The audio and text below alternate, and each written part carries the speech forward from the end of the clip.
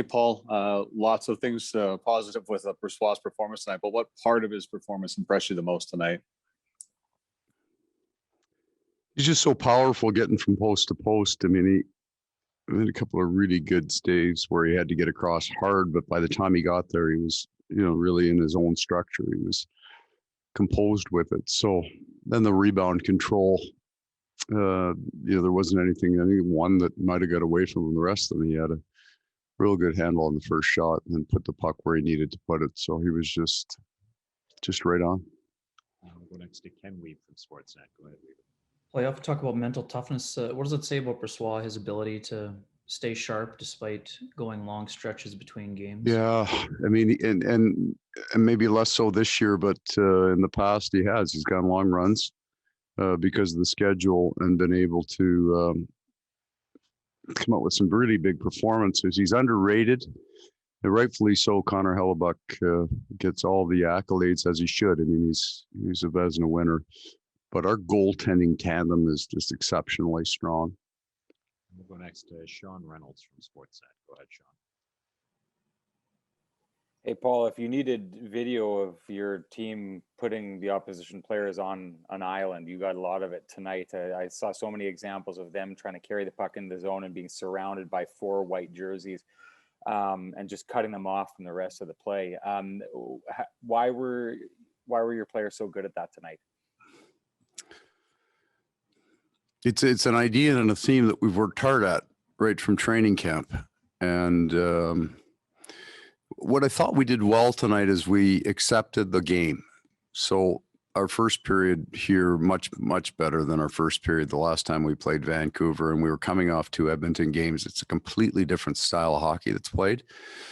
With the exception of maybe the second half of the second period, I thought we recognized the game that was being played very, very well.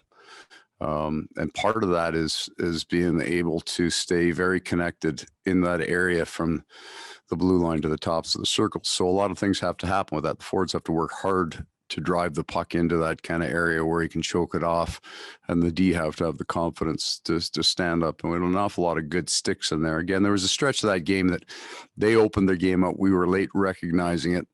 And then I thought we handled it much better in the third. We'll go next to Scott Billeck from the Winnipeg Sun. Go ahead, Scott. Hey, Paul, you guys are 5-0-1 now after losses this season. I guess what sticks out about this one, given that it's a 1-goal game and you essentially nurse that right till the end for the most part, and but keep it there and don't give up one, and so just what sticks out about this win? Well, our goaler, at the end of the day, there's so many of those little plays that he killed. He's the driver tonight. What I like, take away from the game is again, that part of that second period I didn't like at all, because I thought we did it to ourselves, but it took us a while to recognize that they had changed their game. And then in the third, we had a far better recognition of it and made the adjustments that we made. Man, I'm not talking about systematic adjustments, mental adjustments that put you in a position to be able to hold a win on the road, where they shorten their bench, we don't. So the matchup game was gone in the third. But we got some really important shifts by Thompson's line, and having him in the lineup for a face-off that I wouldn't have been able to put the 4th line out, but I put the 4th line out and they ran Horvat against them. Those guys, and there's some veteranness to it, right? They battled that thing out, and those are really important small details. So I think having 4 lines that you had confidence to play, and rightfully so, was really important in the third as well. We'll go next to Drew Mindell from the Illegal Curve. Go ahead, Drew. Hi, Paul. With so many of your team's wins this year coming by having to score, 3, 4, 5 goals to get the victory, how important is it to get the win, really only scoring the 1 goal before the empty netter? Yeah, so we've been in a bunch of 1-goal games, but you're right. I mean, when you're 4-3 or 5-4, being able to be on the road, especially, and have a game and grind one. They get very aggressive with their back end. up the ice. And there's confusion that causes. And so all of the games that you can put together have a low scoring game, not have your forwards get frustrated because the offense isn't there for them. A really big part of it. But that confidence that they will build on low scoring wins is really important. And just a couple more from Coach. We'll go to Kevin Woodley next. Go ahead, Kevin. Yeah, hey, Paul, just to go back to the goaltending real quick. Connor and LB, they train with the same people in the off season. Their foundations working with Wade are similar in terms of some of the fundamentals of their game. They're not the same goalie, but even the movement patterns are similar in there. Is there a benefit to your team to sort of, do they get a familiar feel even when it's one guy or the other, having those similarities in style?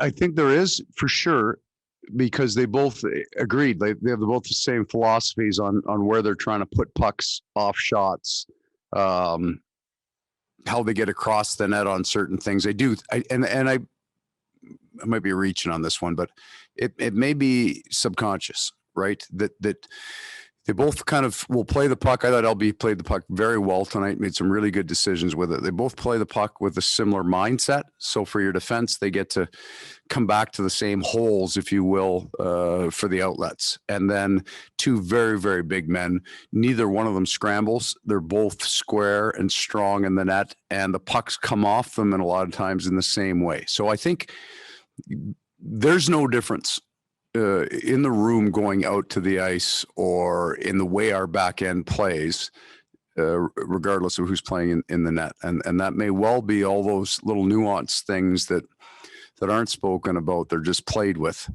And I think there's an advantage there. I would agree with that. And final question to Mike McIntyre from the Winnipeg Free Press. Go ahead, Mike. Paul, I normally probably wouldn't be asking about an assist on an empty netter, but that was no ordinary assist. Neil Pionk makes two really good defensive plays, kind of kill plays, and then of course gets the puck going the other way. Neil's had a heck of a week on this road trip, opening a lot of eyes with his play. You see from him. So the best part about those plays at the end is he came around the back of the net with speed. There's some confidence that you have to do that. And so many defensemen would unload that puck as soon as they touched it and rip it around the boards. And, is this being taped? It is, eh?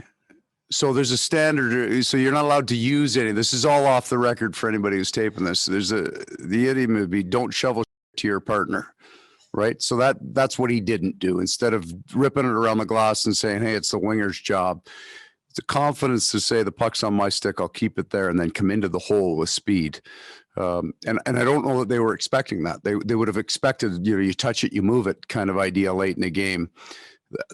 That's where his game gets to. And when he's got that confidence that he moves his feet with the puck, he's a real difference maker for us.